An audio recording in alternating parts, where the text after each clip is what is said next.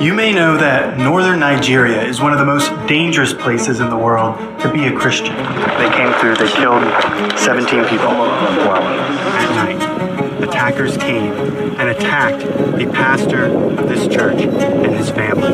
He lived over here. They burned his home. They took him and his family, walked them over to these rocks over here, where they killed them and beheaded them. ADF International is committed to turning this around. Living out their Christian faith can be a life or death situation for many of the Nigerian clients that we help. I traveled there recently to meet with these brave Christians myself. I met two young women, their pastor and evangelist, from their church. The young women had converted from Islam to Christianity, but many of their friends and family were outraged. They received vicious threats and were forced to flee their homes to another state. Their pastor and the evangelist were kidnapped by unnamed men, tortured for 2 weeks, handed over to police, and only released thanks to the efforts of our allies in the region. We're honored to back their cases. I met another Christian woman, Rhoda Jatau, a mother of 5 and lifelong civil servant. She was accused of blasphemy, and her neighborhood was ransacked in 2022 for allegedly sharing a video that condemned the brutal murder of another Christian. She sat in a jail cell for over 1.5 years with little access to family and lawyers while her trial proceeded. Thanks to my team's support, she was released on bail last December, but she still needs your prayers as her trial continues. And I visited 5 largely Christian villages, all attacked over Christmas of 2023 by armed militants. Roughly 200 people were killed in the attacks. The villagers' homes have been set on fire and their farms burned. I met the widows and the orphans and saw the mass graves where many were buried. I saw where one pastor was taken from his home and beheaded. That is why we advocate at the highest levels of international law to secure international action to end the brutal violence that Christians regularly face in much of Nigeria. Through our advocacy, we successfully harness the power of international institutions to bring relief and justice to the persecuted. More Christians are killed in Nigeria than in all other countries combined, year after year. This is a harrowing reality we cannot accept. But what I also saw on my trip was incredible hope, faith, and devotion in Christ. We come alongside these courageous Christians to advocate for them under the law and ultimately to secure victory, not just for them, but for everyone seeking to peacefully live out their faith. I saw the young women converts receiving trauma care and learning to live in a new safe place with a loving church community. I saw the church leaders raising up their congregations and proclaiming the gospel without fear. I heard how Rhoda's faith was strengthened during her trial and imprisonment, and how much she appreciated the prayers and support of people all across the world on her behalf. And at the last church I visited, one of the first churches attacked on Christmas Eve of 2023, with no roof because it had been burned down, I saw a shining white cross standing there still at the front of the church. When I turned around, I saw that the villagers had come unexpectedly to greet us in the church they had recently returned to. They spontaneously began singing a Nigerian praise and worship song, shouting and clapping, "Alleluia, Alleluia," and God will thank you for your love towards us. It was one of the most powerful moments of my life. The Holy Spirit truly dwells with these people in the most difficult circumstances. Their joy in the face of persecution is miraculous. And it is such a joy to know that we, with your support, are able to secure critical legal wins for them.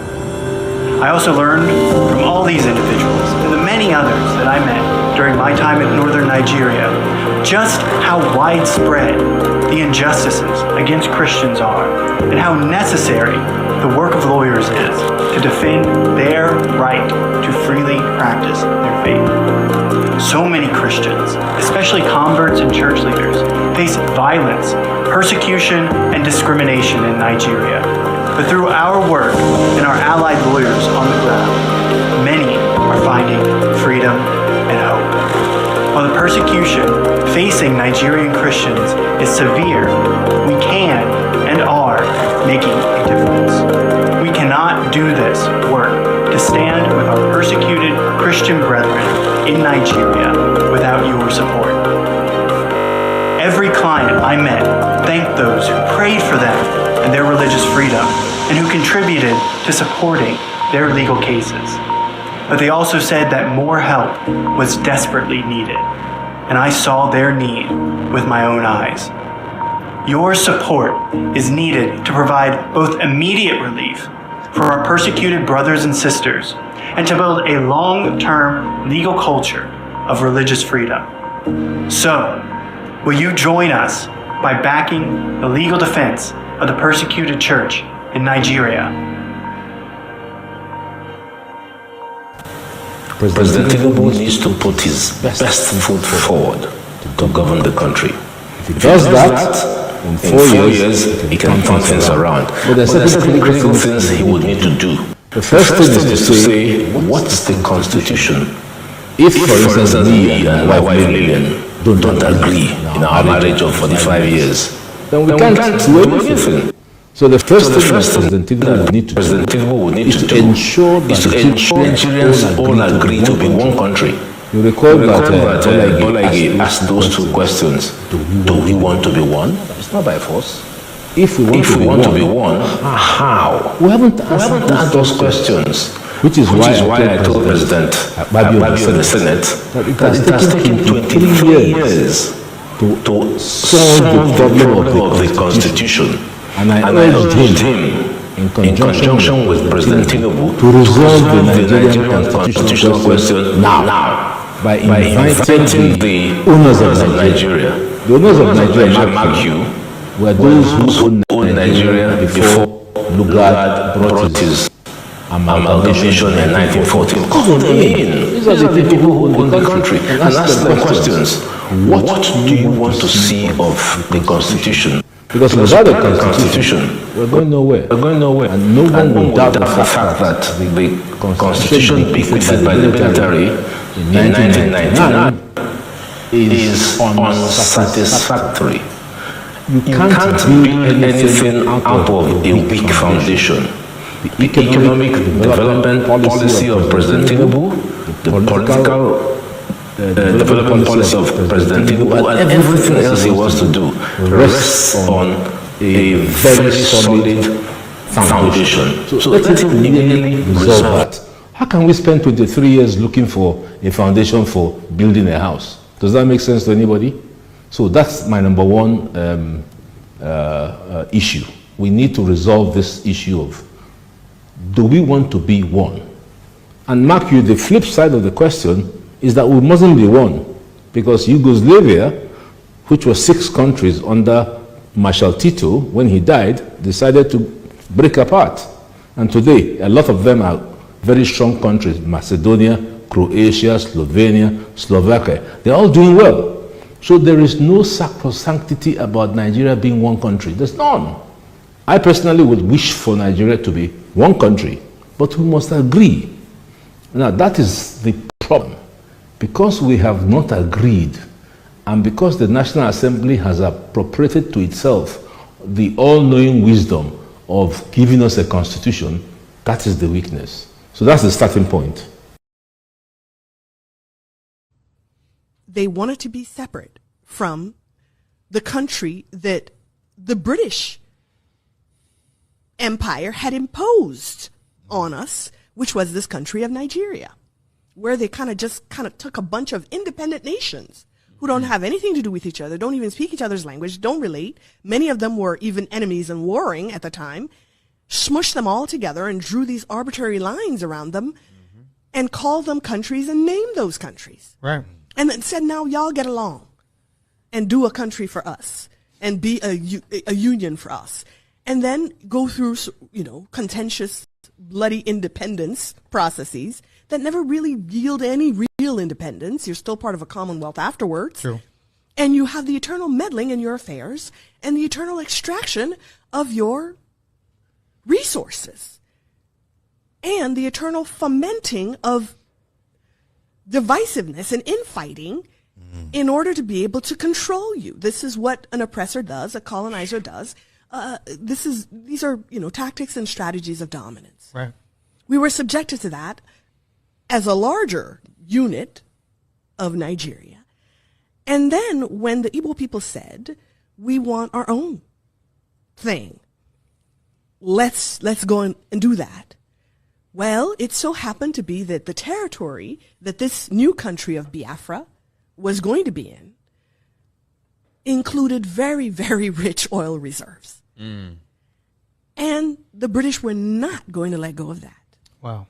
And the people that they had put in power, their puppet Nigerian governments weren't going to do that either, because they needed it for the Nigerian project. Right. And Britain needed it for its own interests and uses. So Great Britain got directly involved in this civil war and in the war for independence, and decided that they would do everything to make sure that Biafra did not go. Wow. And this everything meant directly funding genocide of the people of Biafra. They drink, they fornicate, they do all the things that all human beings do. So it's not a question of religion. There's no question of anybody being truly a Muslim there. I knew a chief judge who was supposed to be leading Muslim prayers, who anytime he came to me in my official residence, he would put brandy or whiskey in a mug and be drinking, and they would smoke and all that. So I don't think it's religion. When they started this Sharia, how many of them are obeying the Sharia? How many of them? No, not none of their leaders. So it's not religion per se, but they use religion to deceive people and say, Hausas were not Muslims at all. So they say, well, let's give you a superior religion, we'll give you Islam.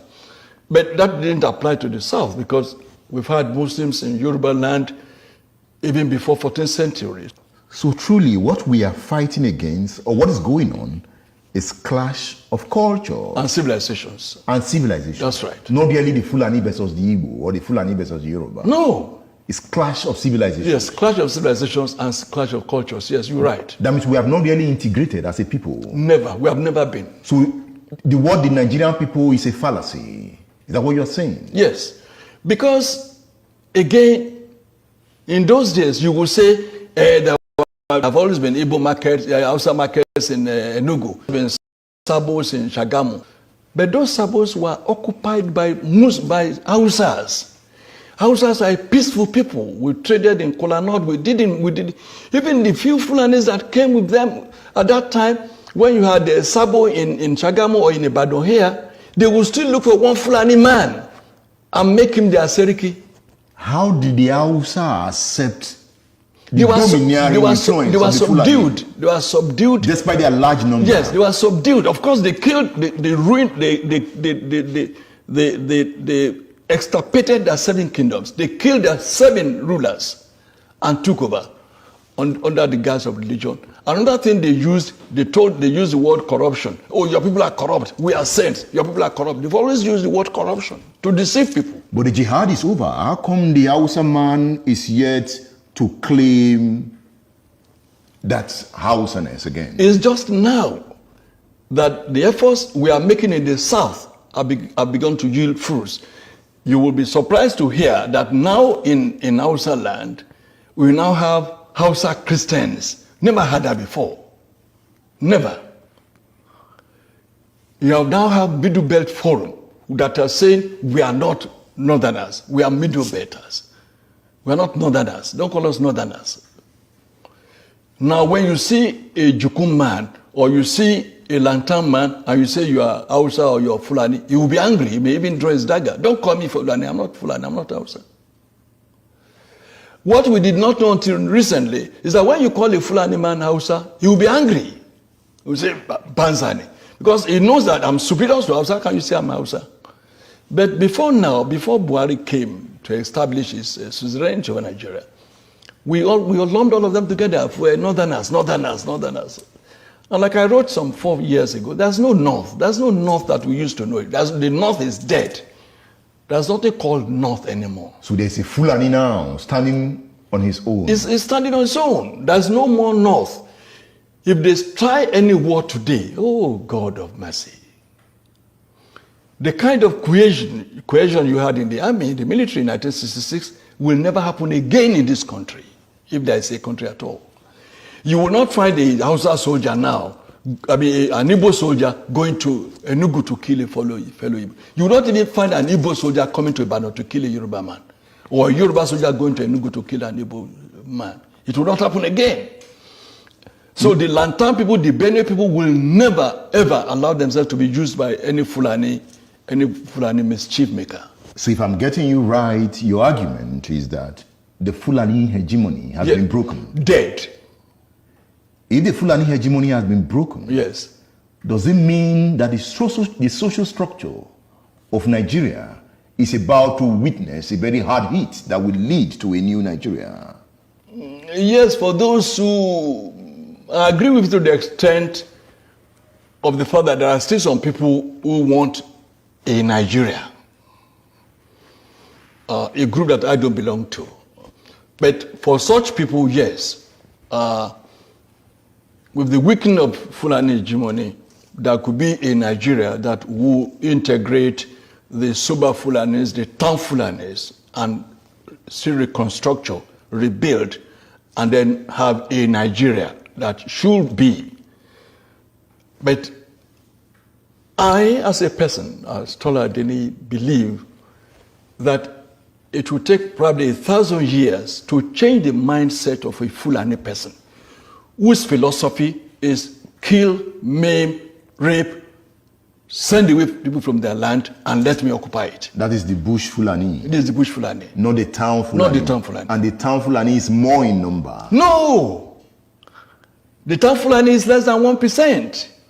How did you get that figure? Oh, go and find out. Let them allow. Let them allow. It says, "What the Fulani? They're very few. The ones who have in Abuja, or the few that dot spaces in Sokoto."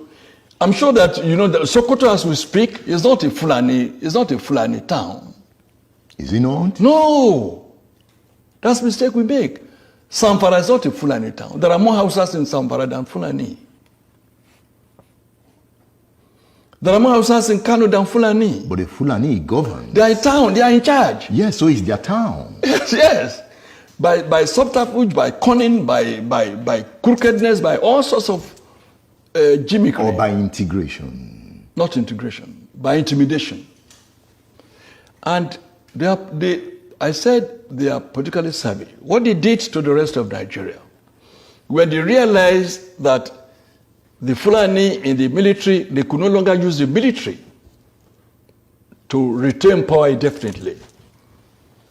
Since they've had power, they had access to the treasury, they say, oh yes, Edmond is from the east, or wherever, brilliant man. He may likely oppose us and contest with us and rival us. Let's make him an ambassador. Let's give him an oil block. Let's make him a billionaire. We padlock his mouth. Let's get an Abiola. Make him a billionaire. Let's get this. Let's get that. And make them big. They will never be able to look us in the face. Then we can continue. Looting the treasury, we can continue. And once when we are in control of the treasury, we are in control of everywhere. So we can hire thugs. We can do whatever we would like. And that is why they introduced what I call plutocracy into Nigerian political etymology. Plutocracy. Meaning? Plutocracy is the government of the rich. Yeah. Oligarchy is the government of the muscle men.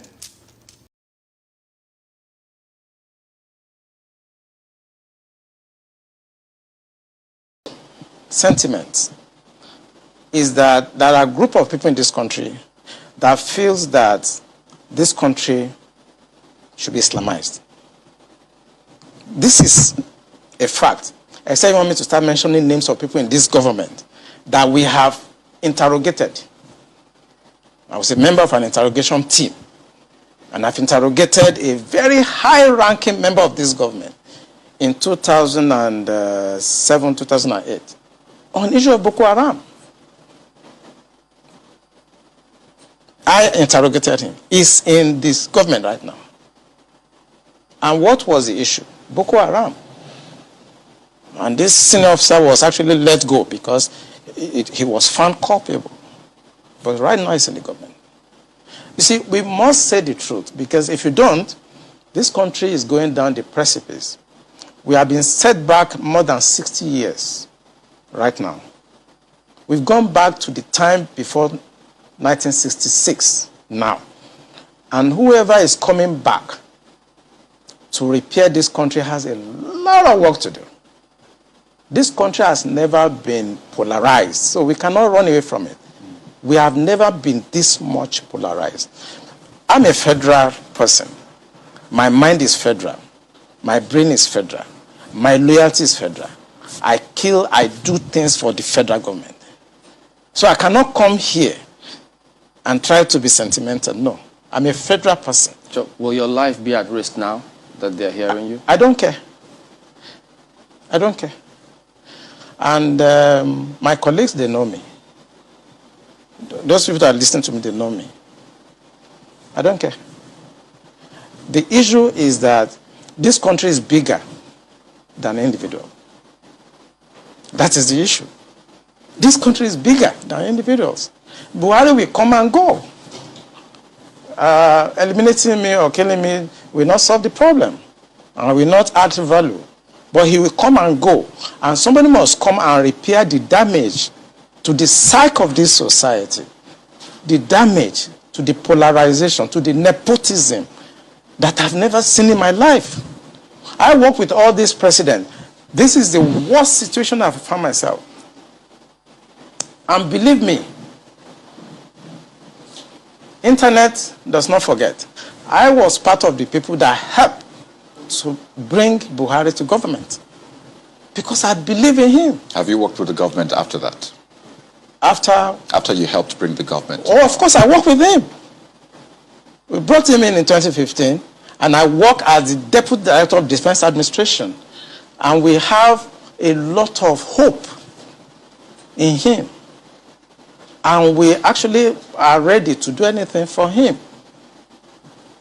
What he has turned out over the years is shocking to us. I was in Harvard in 2014, in December, when the Department of State Services and CIA and others were contemplating about Buhari and other aspirants. I know what we did to convince the American government that the only person that can come and put this country right is Buhari. That was before the Lagos, APC, before they chose within. Right. And that was how Tinubu came in. We know what we did, but what he has done in the past 6 years is shocking. It's unprecedented. And it should not be allowed to be swept under the carpet because the damage to the psyche of this country is monumental. Must rise up. The armed forces are not neutral. They collude. They collude. They collude with the armed bandits that kill people, kill Nigerians. They facilitate their movements. They cover them. If you are depending on the armed forces to stop the killings, you will all die one by one.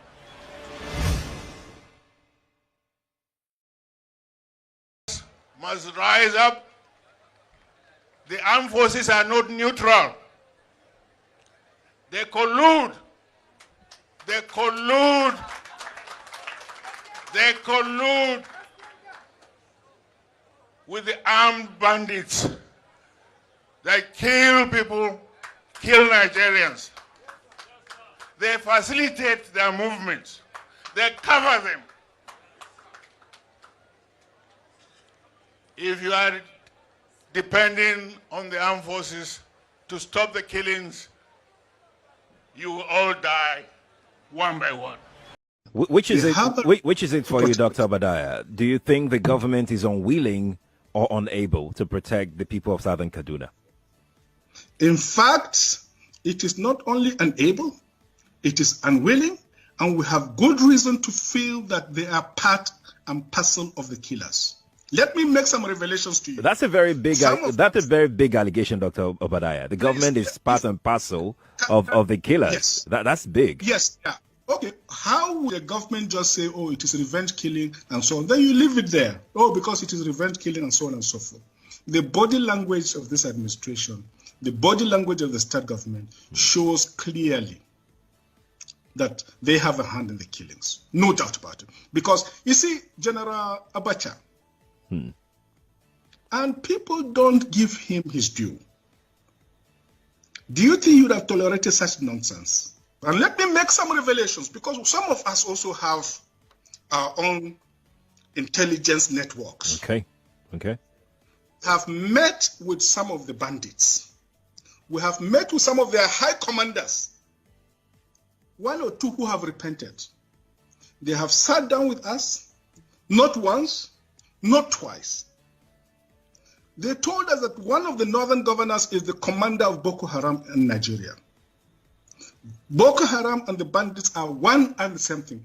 They have a sophisticated network. During this lockdown, their planes were moving up and down as though there was no lockdown. Moving ammunitions, moving logistics, moving money, and distributing them in different parts of the country. They are already in the south, in the rainforest of the south. They're everywhere. They told us that when they finish these rural killings, they will move to phase 2. The phase 2 is they will go into the urban cities, going from house to house, killing prominent people. I can tell you, this is the game plan. By 2022, they want to start a civil war in Nigeria.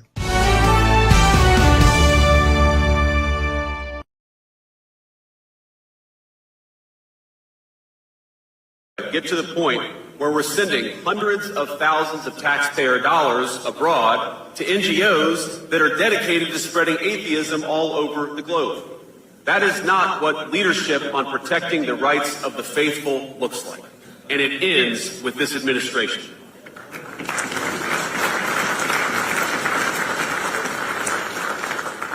And I'd add that part of our protecting religious freedom initiatives means recognizing in our foreign policy the difference between regimes that respect religious freedom and those that do not. The United States must be able to make that distinction. We must be able to look at the catastrophes, like the plight of Iraq's Christians over the past 3 decades, and possess the moral clarity to act when something has gone wrong.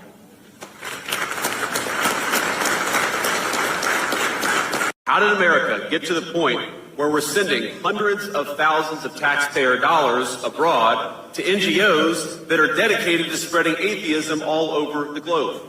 That is not what leadership on protecting the rights of the faithful looks like. And it ends with this administration.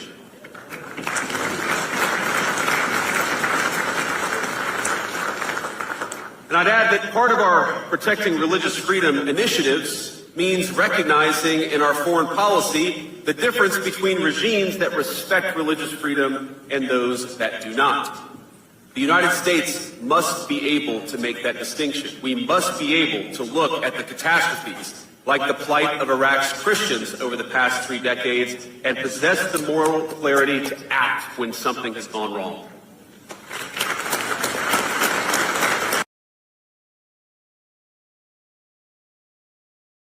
The driver felt the wagon's tires rupture and decided to park the car with the hope of changing the tires. It was like a film. In a GC, motley crowd of armed men in military uniform came out of the bush. They fired at the boot of the car. Ahead of us, 5 of them came out of the bush. The driver felt the wagon's tires rupture and decided to park the car with the hope of changing the tires. It was like a film. In a GC, motley crowd of armed men in military uniform came out of the bush. They fired at the boot of the car. Ahead of us, 5 of them came out of the bush. Another 2 came from the rear. My daughter screamed, "Mommy, Daddy, what's going on?" There was no time to say a word. They marched us through into the bush, firing into the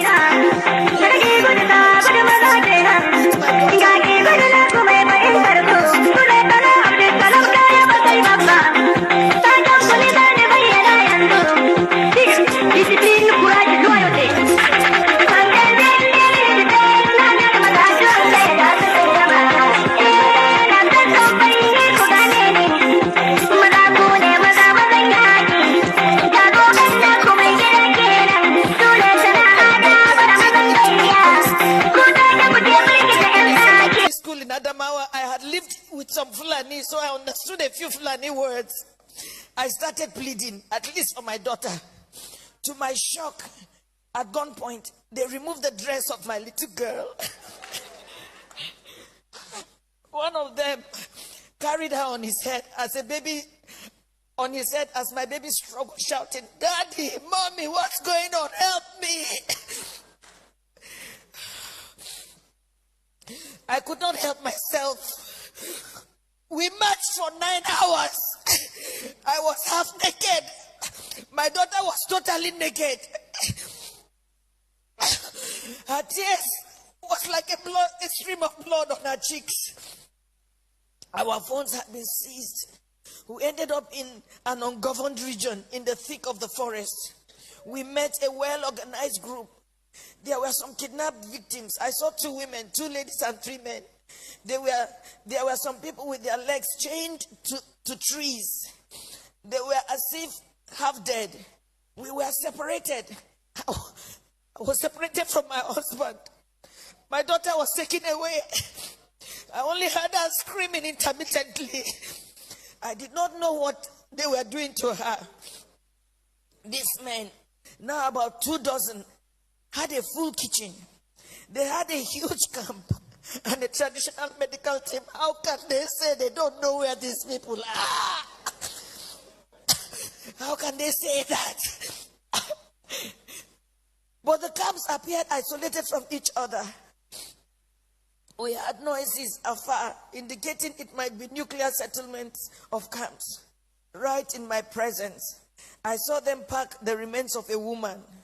They took her and buried her a few meters away from us. She had tribal marks.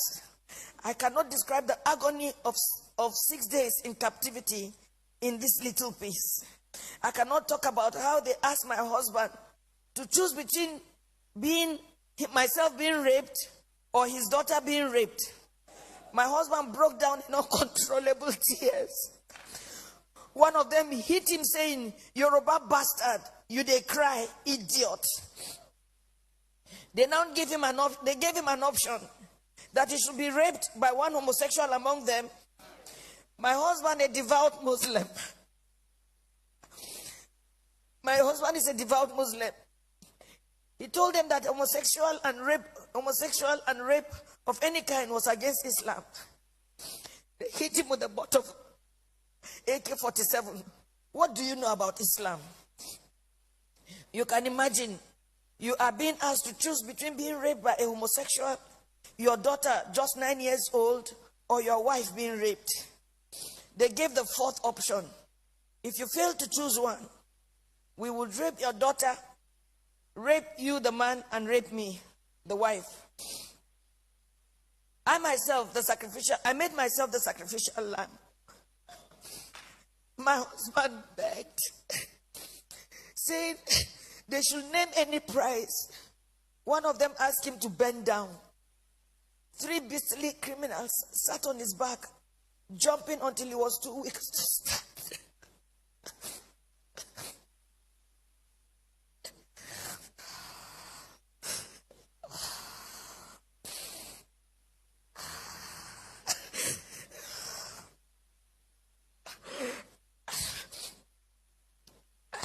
I was not allowed to put on any additional clothes. Imagine they rape you all night and they stop you from putting on any clothes for 24 hours. The rain fell once. I became a relic at a sexual museum for the armed men, who in turn addressed me and asked questions about my financial standing. New Fulani men joined the camp. They organized military training for the new Fulani men that came, teaching them how to shoot and walk through circles of glowing fire. They were not released until after 6 days. We were not released until after 6 days. We had to walk the same zigzag journey back to the main road, our eyes blindfolded. During the negotiation to pay, they said the money was not for them alone, that they had to settle those who sent them. For me, I see a thriving organized crime supported by powerful political interests. Now, I do not think we were released to freedom after paying a whopping 8 million naira. I do not think we can ever be free. We can never be free from the anguish, the psychological trauma, the nightmares we suffered, the occasional fits of my daughter, her waking up at night behaving strangely, her asking the same question over and over, Mommy, why? And I do not have an answer. In my life, I have never passed through a torture chamber like this. I do not think any society should let this happen. I do not know the fate of those we met and about 7 other people brought during the 6 days we were in captivity. What I saw was a nation that has collapsed, but pretends she lives. A people on life support. Crime is not restricted to Fulani people alone. We have Yoruba criminals, but I don't think Yoruba criminals are this beastly. These elements are savages. I can't imagine Yoruba thieves going to Sokoto or Meduguri to kidnap Fulani people and keep them in their own bushes. It gives me mental torture that this is happening, and some people are even trying to justify or look for excuses. Well, as a devout Muslim,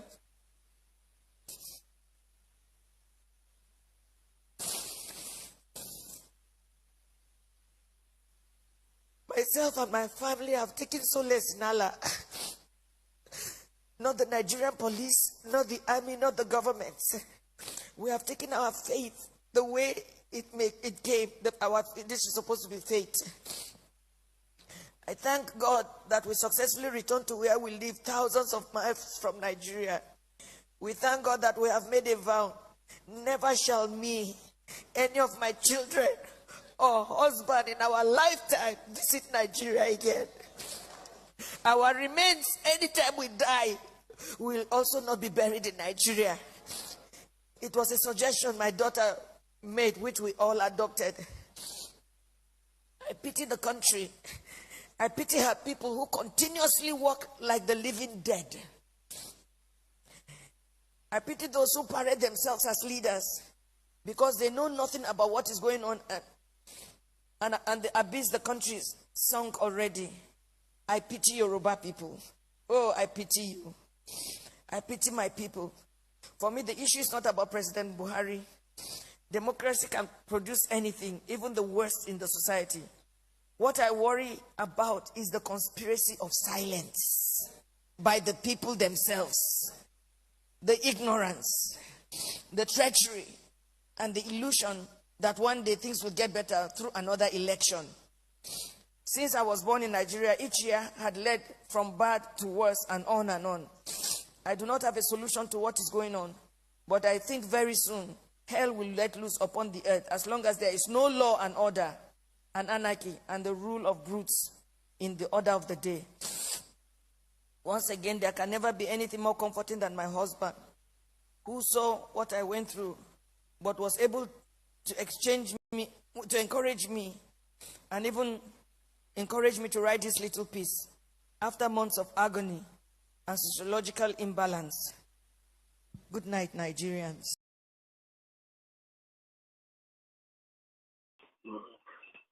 Good evening, sir. Good evening, brother. What today want me Ejo flow, man? Ejo flow is like I'm gonna die tonight. Ejo, what can you tell me? What can you tell me now?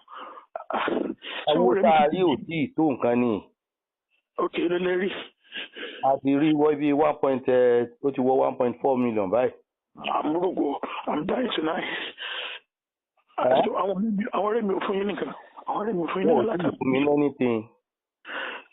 Kí ni wọ́n sọ nígbà tí wọ́n pè? Wọ́n ní kí wọ́n láwọn owó dọ̀là káwọn tó pè fún mi lówó. Ẹjọ́ sílẹ̀ bá mi pé ẹ̀ta ìkẹsẹ̀ nọ́mbà ẹ̀sìn wà kí n pè fúnra mi. Mo ti fẹ́ kú bí ọwọ́ mi kí wọ́n ti dè mọ́lẹ̀ ẹjọ́ flow mà. Láti gbé mọ̀ sí mi lórí ẹjọ́ nítorí náà. Wọ́n ti sẹ́ nọ́mbà kí n pè é directly ẹjọ́. Hello. Hello, sir. Sir, good evening. Good evening, sir. How work? Fine, thank you, sir. Ogbeni, what do you have this night? That's what I'm saying. The money is now 1.4. Ogbeni, do you hear me? Yes, sir. Ogbeni, I'm not going to sleep here today.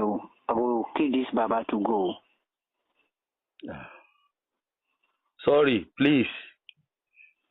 Why Baba tell you to make it with the money, you know, go bring send money for Baba, send out your own money. I say he has asked me to talk to people and I've talked to them. If they have given me the money, why I not go bring them? Okay, you can't waste my time, Abby. No, besides they waste your time, oh. Please. Okay, what thing you can do now? The thing where they around, I'm trying to see if I can get it up to 2 million tomorrow. Make we come. 2 million. We just get 1.4 now. You know, I told you in the afternoon when you called me, say the fee never, it don't go beyond it's less than 1 million. But now, it don't reach 1.4. You under 2 million, God go punish you. Sorry, sir. They hear me? Sir, sorry. You under money, God they punish you and your family. Sorry, sir. They talk to me, they tell me say 2 million, Abi. Sorry, sir. Your brother, I don't tell me say you go give me 50 million. You go talk about 2 million. No, you go talk with your dad 2 million. Not call this number tomorrow. Sorry, sir. What will be meaning for that? Sorry. I just beg you now. Now this ability they do for you. I said the man where they there with you. Don't be say you get the money for hand. If you say you get where the money they, maybe I go just go by there, I go pick up. The bank they take loan, they do the business. So for me now to get the money, I just talk to people to help us. Listen. Personally, give people for outside country where they go school. Who go give them money for that people who for the outside country? Those friends where they outside country, I don't talk to them. They say they go call me. I never hear anything. Okay. No, tomorrow. Not to call me. I'll call you tomorrow morning. I'll call you tomorrow morning. Let's see what happens between now and tomorrow morning. My eye, they don't blow no different. My flow. So, my blow no different. My hand don't tie. They don't tie my hand. No blow no the flow. Okay. Sorry. I beg, Oga. We go give you the money. Wait now. Sir. Ọlọ́run ó tú yín sílẹ̀, Ọlọ́run ó tú ẹ sílẹ̀ ní sùúrù. Kò sówó ni. Kò sówó kí ló dé tí bọ̀dá rẹ̀ ni wọ́n máa fún wa ní 50 million. Àní ṣéwù ni ó fi ilẹ̀ nígbà tí ìṣe tó wá jẹ́ pé òun bá ráyè jáde nísìn ṣe wà pé yóò lọ àríjì sí báǹkì. Ok, kí n filẹ̀ kó wá lọ arrange owó fún mi kí n dúró de rẹ̀ àbí. Ẹ má bínú ṣùgbọ́n ètò gbà èmi àwọn èèyàn àwọn tí mò ń pè wọn ò tí ì send kankan sí mi ni. Màá tún gbìyànjú. Kí ni solution tẹ́ fẹ́ ká ṣe báyìí? Ṣé ká pa mi àbí ká. Ẹ má pa Ọlọ́run ní jẹ́ kẹ́ ẹ jáwéjòyè apààyàn lọ́la láàárọ̀ ọ̀la nǹkan bá rí kákó wá mo fẹ́ kẹ́ ẹ ràn wá lọ́wọ́ ni. Kò lè kó sínú ìfún ẹ máa sọ̀rọ̀ ọ̀rọ̀ 20 ìfún 30 ẹ máa dẹ̀bẹ̀ kí yẹn tó bá di 5 naira wà láàlẹ́ gbà torí tó ṣe bára mi ṣe fún. Ẹ dákun n kò síbi tówó yẹn wà ẹgbẹ́ yìí náà ẹ mọ bí ìlú ṣe rí. Ẹ mọ nǹkan tó ṣẹlẹ̀. Ẹja pàmò yìí tá bá pàmò yìí a máa wá wo ẹni tó máa jẹ owó yẹn ká wá kò ní sẹ́yìn kí òun náà ká rí mu kò lè jọ agbára wa ṣé mo how many years la fi tẹ̀lé máa yí tá a fi rí mú jọ ẹ̀. Ẹ mọ bínú àní ẹ jọ̀ọ́ ìjọ wo ẹ jẹ́ bàbá tẹ̀ rí bíi 3 tàbá rí 3 láàárọ̀ ọ̀la ẹ jẹ́ n kó wá fún yín Ọlọ́run ràn yín lọ́wọ́ Ọlọ́run jẹ́ ẹ tún rẹ́ lù míì ẹ tún rí míì. Kò ní dáa fún yín. Ọ̀dà mọ́ bínú. Kò dẹ̀ ní dáa fún fámìlì yín kò sì wáyé. Ẹ ṣe. Mo sọ fún kò í ṣe ọ̀rọ̀ 20 ẹ̀ ń sọ fún mi ọ̀rọ̀ 3 àbí. Ṣé bí tówó bá wà ní nígbà tí ṣe pówó yẹn wà. Ẹ gbà ẹ sọ fún bọ̀dá yín kó má bìnrin kó dé ọ̀run. Ẹ dákun. Jẹ́ máa bẹ̀ wọ́n tó wọ̀ yìí ẹ gbìyànjú everything. Ẹ dákun ẹ tú ọwọ́ ìyá rèé sí ẹ. Ikú rẹ̀ ò ṣe yín láǹfààní. Ikú rẹ̀ ò ṣe yín láǹfààní. Ẹ dákun. Ẹ sọ ń gbọ́ mi. Sá. Ikú rẹ̀ tẹ́ mi lọ́rùn torí kò sí òun nìkan ènìyàn. Tí n bá pa lónìí màá tún lọ gbé ìlú mi. Tí òun náà bá kú. Kò ṣe yín láǹfààní. Ó ṣe mí láǹfààní wàláhì. Ṣé dáàdi mi ni. Owó yẹn ló ṣe yín láǹfààní. Ẹ jẹ́ ká bí ti wulẹ̀ kó kéré mọ́. Ẹ jẹ́ ká wá ká sì fún yín kẹ́ ẹ sì fi ilẹ̀ kó lè lọ tọ́jú ara ẹ̀. Kò ṣe ọ̀rọ̀ fílọ̀ fún even kò ṣe ọ̀rọ̀ 20 ò lè gbà lọ́wọ́ mi. 20 kò sí ni tó bá ń bẹ kí ló dé. Mi ò lè gbà gan tó bá wà mi ò lè gbà kí ìyẹn tó bá di 5 naira mi ò lè.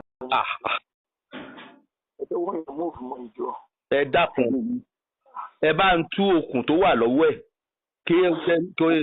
kó lálàáfíà ẹ jọ̀ọ́ ikú rẹ̀ ò ṣe yín láǹfààní sẹ́. Ẹ wá tó. Ẹ dákun mi sọ kì í ságídí mú bá yín lò. Àní ẹ wá tó. Àní ẹ dákun. Àní ẹ wá tó sẹ́. Mò ń bẹ̀ yín ni. Bàbá yìí bó ṣe wà yẹn kò láǹfààní ẹja pà fún yín. Ṣé bóòdì ò ṣe ní láǹfààní kò ṣe láǹfààní fún wa? Kí ni àǹfààní rẹ̀? Ṣé ń pà tí ṣé mọ̀ pé tó bá jẹ́ kò láǹfààní fún wa ní àní mọ̀ dààmú báyìí? Dààmú náà tó bá jẹ́ pé dààmú ẹ tẹ̀ mọ àrẹ́ǹjì owó náà. Ṣé mọ̀ pé nǹkan kan láṣà tà sáfi rówó kì í ṣe pé owó yẹn ń bẹ ńlé ẹ dákun. Ok, ẹ lọ ta nǹkan tó fẹ́ ta kẹ́ lọ jó owó yẹn sínú iná. Ẹni tí tá a bá là ta nǹkan ẹni tí ó sanwó fún wa ṣèbí yóò ṣá fún wa lówó ná. Mo ti ṣe tá a ti fẹ́ talẹ̀ àrílẹ̀ ààrẹ ni tí ó sáré fún wa lówó. Kò sí wàhálà yẹn ò ní pírọ́blẹ́mù.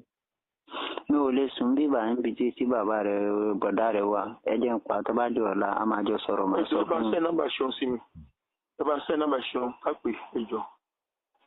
nọ́mbà ẹjọ máa gbé máa ṣọ.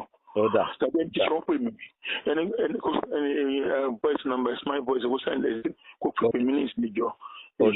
Ọ̀dà. How many minutes la máa fún ẹ? Ẹ fún mi bíi 30 minutes. 30 minutes ti pọ̀ jù wá máa pa fóònù ẹ̀ 30 minutes ti pọ̀ jù. Ṣebí màá ṣẹ̀ṣẹ̀ bẹ́ẹ̀ nìyẹn sọ̀rọ̀ ni màá ṣẹ̀ṣẹ̀ ní kó pè yín ni. 30 minutes ti pọ̀ jù. Ṣé àwọn pé ọ̀dà mo ti gbọ́ láàrin bí ìṣẹ́jú 10. Ok, mo ti fún ẹ 10 minutes tó bá kọjá bẹ́ẹ̀ máa pa fóònù ẹ̀. Ọ̀dà.